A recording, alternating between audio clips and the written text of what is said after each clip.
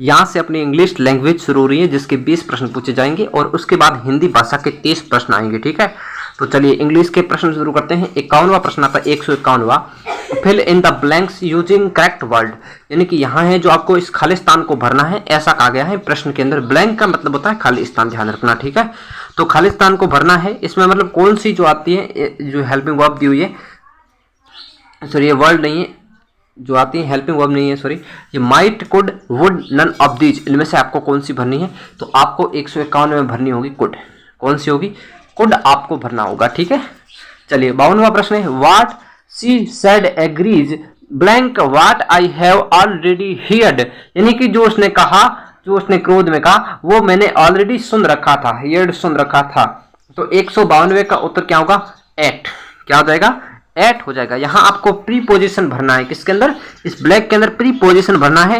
Eight, from, with, for, of, the, सभी क्या होते हैं? प्रीपोजिशन होते हैं। तो यहाँ कौन सा प्रीपोजिशन लगेगा? एट प्रीपोजिशन लगेगा। चूज द करेक्ट साइनोनाइम, साइनोनाइम का मतलब होता है पर्यायवाची। क्या होता है? पर्यायवाची होता है साइनोनाइम का मतलब। तो आपको यहाँ आपको पर्यायवाची चुनना है। ठीक है, देखिए अबेंडन, अबेंडन का मतलब होता है किसी चीज को त्यागना। ये जब 2021 वाला पेपर सॉल्यूशन किया था उसमें भी आया था अबेंडन वाला। अबेंडन का होता है फॉरसेक, फॉरसेक का मतलब होता है त्याग करना। फॉरसेक का मतलब त्याग करना और अबेंडन का मतलब भी होता है त्याग करना। दोनों का मतलब क्या है? त्याग करना। रिसीव का मतलब है प्राप्त करना। क्या करना? प्राप्त करना रिसीव का होता है। फॉरसेक और अबेंडन का मतलब होता है त्याग करना।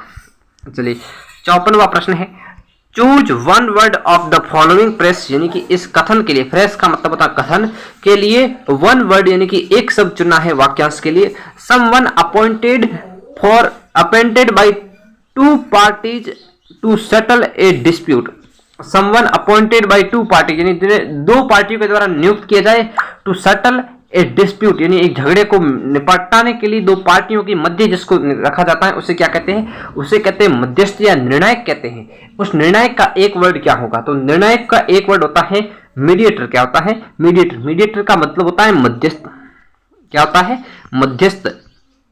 मध्यस्थ जिसे दो पार्टियों के झगड़े को निपटाने के लिए, अपॉइंटेड बाई, अपॉइंटेड यानी नियुक्त किया जाता है, बाई यानी के लिए, टू पार्टी दो व्यक्ति या दो संस्थाओं के मध्य, डिस्प्यूट यानी झगड़ा होता है, यानी कि दो पार्टियों के मध्य झगड़े को निपटाने के लिए जिसको नियुक्त किया जाता है उसे क्या कहते हैं? मध्यस्थ कहते हैं या मीडिएटर कहते हैं इंग्लिश लैंग्वेज के अंदर।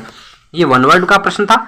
55वां है, she said my father will help me, इसका क्या करना आपको? इनडायरेक्ट स्पीच में चेंज करना। किसको? She said my father will help me. इसमें आपको क्या करना होता है? जो सी सेड लिखा है, my father will help me, जब यह कह रही है कि मेरे फादर मेरी हेल्प करेंगे, तो इसका आपको क्या करना है? She said that her father would help her, her father would help her, क्योंकि यहाँ पे तो माई लिखा है, ये तो सीधा सा गलत है क्योंकि सेम टू सेम इनडायरेक्ट में आता नहीं है, अप्रत्यक्ष करना आपको। माई यहाँ भी गलत हो जाएगा। यहाँ देखिए विल और वुड में चेंज होता है। विल किस में चेंज होता है? वुड में चेंज होता है क्योंकि सेकंड फॉर्म में चला जाएगा विल। क्लियर? चलिए अब हम 56वां प्रश्न लेते हैं, choose the correct articles. Android said he is European, तो इसमें आपका क्या आएगा? यूरोपियन क्या है? क्या यूरोपियन के ए एन दे आता है? बिल्कुल आता है। ए क्या है? यू से स्टार्ट होता है। किसे? यू से स्टार्ट होता है। ध्यान रखिए व्यंजन ध्वनियों के आगे क्या लगता है? ए लगता है और स्वर ध्वनियों के आगे क्या लगता है? एन लगता है। तो यहाँ पे आपका जो आर्टिकल्स है वो कौन सा लगेगा? आर्टिकल ए ऑप्शन सी में दिया है वो बिल्कुल लगेगा। ध्यान रखना इस प्रश्न को फिर से। अगला प्रश्न देखिए 57वां, choose the correct spelled word, यानी कि इनमें से कौन सा जो है बिल्कुल करेक्ट जो है, एकदम राइट है, एकदम सही शब्द है, शुद्ध वर्तनी वाला है। तो इसका उत्तर हो जाएगा आपका परसीव हो जाएगा। PARCEIVE में यहाँ लिख देता हूं, पेपर में साफ नहीं देखा होगा। PERCEIVE, perceive is the correct spelled word in this question. Clear? चलिए 58वां है, which part of the sentence has error in it, इसमें से कहां पर एरर है? सब्जेक्ट सेंटेंस में कहां पर एरर है, कहां पे त्रुटि आ रही है, इसको लेकर के प्रश्न पूछा गया है। तो यहां पे आपकी एरर का प्रश्न है, the rise and fall of the tide are due to lunar influence. देखिए 158 में आपका जो आर ड्यू है वो शब्द गलत है। क्या है? इज ड्यू होगा। क्या होगा? इज ड्यू होगा। यहां जो है इज ड्यू होगा क्योंकि द राइज लिखा है, फिर लिखा है क्या? And the fall of the side, the rise and fall. देखिए द के बाद नाउन आती है, द के बाद क्या आती है, नाउन आती है, फिर एक आती है बिना आर्टिकल के नाउन, तो उसके बाद जो हेल्पिंग वर्ब आती है वो सिंगुलर आती है। कैसी आती है, सिंगुलर आती है। अगर दोनों के आगे द होता, अगर दोनों के आगे द होता, दोनों के अगर इनकेस द होता, जैसे the rise and the fall, and the fall होता तो इसके साथ आर ड्यू आता, लेकिन यहाँ पे इज ड्यू होगा क्योंकि एक के साथ द है, एक के साथ आर्टिकल नहीं है, दो नाउन होने के कारण इज लगेगा। अगर ओनली दो नाउन होती जैसे rise and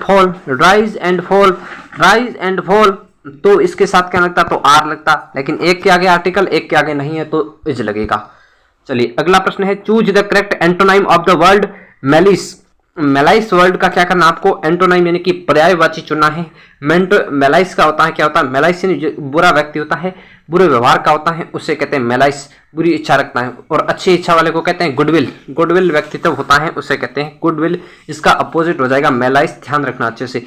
N average cow the 1400 pounds, 1400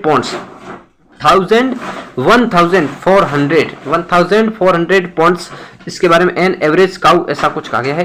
तो 160वें का उत्तर हो जाएगा वेट। क्या हो जाएगा, वेट, वैस हो जाएगा। क्या हो जाएगा, वैस हो जाएगा, वेट नहीं वैस। यहाँ पे लिखा है WEIGHS ऐसा कुछ लिखा है यहाँ पे। चलिए 61वां प्रश्न क्या है, 61वां प्रश्न यहाँ पे नहीं है, ये यहाँ पे दिया है इन्होंने कि identify the kind of sentences, यानी कि ये कैसा सेंटेंस है जो आपको प्रश्न में what a fool you are, क्या आप एक मूर्ख है, ये कैसा सेंटेंस है, इस 61वें प्रश्न का दिया गया है।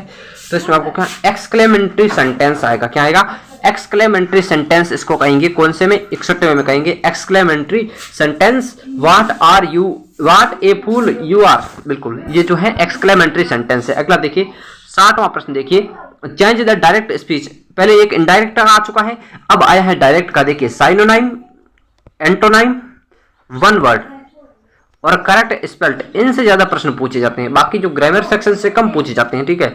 प्रीपोजिशन, आर्टिकल, इनसे भी काफी प्रश्न, इनसे 10-12 प्रश्न इनसे ही पूछ लेंगे, 4 टॉपिक से ही। Change the direct speech, he asked who lived next door, he asked who lived next door, उसने पूछा अगले दरवाजे पर कौन रहता है। तो इसका आपको क्या करना पड़ेगा, ही asked who lived next door, ये जो प्रश्न है he asked who live next door, इसमें क्या करना पड़ता है, एक थोड़ा सा कॉमा लगाना पड़ा। he asked रहेगा, asked हो जाएगा, he asked। फिर आपको क्या करना है, इनडायरेक्ट के लिए क्या करना पड़ता है, इसमें आपको एक इस तरह लगाना पड़ता है, एक इस तरह लगाना पड़ता है, ठीक है। अंत में प्रश्नवाचक आएगा। देखिए इसमें जो है प्रश्नवाचक चिन्ह नहीं है तो ये गलत हो जाएगा, क्योंकि पहले में प्रश्न है तो इसमें जो प्रश्नवाचक ही रहेगा, इसमें प्रश्नवाचक नहीं है तो बिल्कुल आपका गलत होगा। ही सैड का क्यों किया है, आस्क्ड ही रखना है तो आस्क्ड रखेंगे, तो आस्क्ड का आस्क्ड जाएगा। और फिर हु लिव नेक्स्ट डोर, एक ही सही बचता है हमारा, तो ऑप्शन ए ही राइट होगा 62 के अंदर। Choose the word that is spelled correctly, जो करेक्टली पूर्णतः सही है। Committee, successive, balloon and fulfil. 163 का आंसर क्या होगा, तो बैलून जो वर्ड है बिल्कुल स्पेल्ड वर्ड है, करेक्ट वर्ड है, स्पेल की दृष्टि से, स्पेलिंग की दृष्टि से बिल्कुल सही वर्ड है। कौन सा आपका, बैलून वर्ड। देखिए अब जो अगले प्रश्न आएंगे 64 से लेकर के 68 तक, यानी कि 5 प्रश्न इस गद्यांश को लेकर पूछे गए हैं। Read the passage and the answer question that follow. देखिए आपको यहाँ क्वेश्चन के आंसर से मतलब है, तो मैं बिना किसी गद्यांश की या पद्यांश की व्याख्या किए, बिना कुछ डीप समझाए आपको सीधे उत्तर देने का प्रयास करूंगा। अगर आपको नहीं लगता है कि उत्तर नहीं है तो आप लोग गद्यांश को पढ़ के देखिएगा, आपको अपने आप उत्तर नहीं, क्योंकि पैसेज जो प्रश्न आते हैं वो उत्तर उन्हीं पैसेजों के अंदर मिलते हैं, लेकिन यहाँ पे आपका मकसद है सिर्फ उत्तर को जानना। What was the old man doing, बुढ़ा व्यक्ति क्या कर रहा था। Looking at the child, sleeping, eating, reading magazine. देखिए इसको हम देख लेते हैं। A little man beside me was running over the page of a magazine quickly and nervously. Opposite there was a young mother who was trying to restrain her son from making a noise. अपने आप को छुड़ा रही थी, अपने बच्चे की जो ध्वनि प्रदर्शन कर रहा था उससे अपने आप को दूर करने का प्रयास कर रही थी। इसके बाद आता है The boy and obviously grown weary of sitting, he had placed ashtray on the floor and was making aeroplane noise as he waved a pencil in his hands. Near him a old man was fast A sleep, fast A sleep, old man क्या कर रहा है, ए old man, ध्यान से देखिएगा, an old man was fast A sleep, क्या कर रहा है, स्लीपिंग कर रहा है। ऑप्शन ए आपका राइट हो जाएगा, किसमें, 64 में ऑप्शन ए राइट हो जाएगा। 65वां देखिए, what is meant by restrain in the passage, restrain का मतलब होता है छुटकारा पाना, क्या करना, रेस्ट्रेन का मतलब किसी को अपने आप से दूर करना या फिर छुटकारा पाना या अपने आप को नियंत्रण करना, रेस्ट्रेन फ्रॉम हिम, तो इसका हो जाएगा कंट्रोल या दूर करना या अपने आप को छुटकारा पाना, कंट्रोल करना, ये सभी रेस्ट्रेन के मतलब होते हैं। अगला प्रश्न देखिए, 67वां इसी पर ध्यान से पूछा गया, the person who was list disturbed was the, यानी कि जो डिस्टर्ब हो रहा था वो कौन था, तो इसका आपका उत्तर हो जाएगा द बॉय, यानी कि कौन आपको disturb, who was disturb, who list disturbed, यानी कि जो ज्यादा लोगों को डिस्टर्ब कर रहा था वो कौन था, तो वो कौन हो जाएगा आपका द बॉय हो जाएगा। कौन हो जाएगा, 167 पे क्या हो जाएगा, ओल्ड मैन हो जाएगा, जो सभी से डिस्टर्ब हो रहा था उसका नाम था ओल्ड मैन। यहाँ पे जो हु वाज लिस्ट डिस्टर्ब, जो ज्यादातर डिस्टर्ब हो रहा था वो कौन था, ओल्ड मैन। क्यों हो रहा था, क्योंकि वो स्लीपिंग कर रहा था, बाकी जो पढ़ रहे थे उनको इतना डिस्टर्ब नहीं हो रहा था, लेकिन जो स्लीपिंग करता है उसके पास आके क्राउडली ज्यादा से आवाज करता है तो उसको बिल्कुल गुस्सा आएगा। अगर आप लोगों को विश्वास नहीं है तो किसी सोए बुढ़े के पास जाके आप आवाज कीजिए, आपको 3 से 4 लठ तो अनिवार्य रूप से पड़ जाएंगे, ये गारंटेड कर सकता हूं।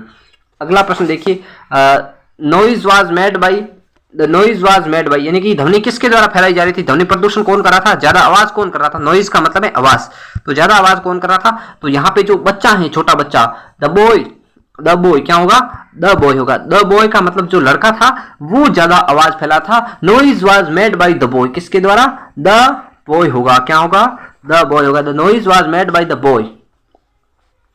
नेक्स्ट क्वेश्चन आता है हम लोगों का, the factor common to all people was that they were all, यानी कि जो कॉमन फैक्टर होता है उसको लेकर क्वेश्चन पूछा जा रहा है, तो कॉमन फैक्टर क्या होगा, तो 168 में जो है व्हाट वेटिंग फॉर समथिंग, यानी कि समथिंग किसी चीज के लिए वेटिंग कर रहे थे सभी लोग, क्या कर रहे थे, वहां पे जो लोग इकट्ठे हुए थे उनके अंदर एक कॉमन वर्ड आया था कि सभी लोग वेटिंग कर रहे थे, वेटिंग का मतलब है इंतजार कर रहे थे किसी चीज का, तब कोई खेल रहा था, कोई स्लीपिंग कर रहा था वहां स्टैंड के पास, कोई बच्चे नॉइज कर रहे थे, तो कोई जो है आपकी मैगजीन को रीड कर रहे थे, लेकिन मूल उद्देश्य क्या था, वेटिंग कर रहे थे, सभी के साथ जो कॉमन वर्ड है वो वेटिंग फॉर समथिंग ये आया था।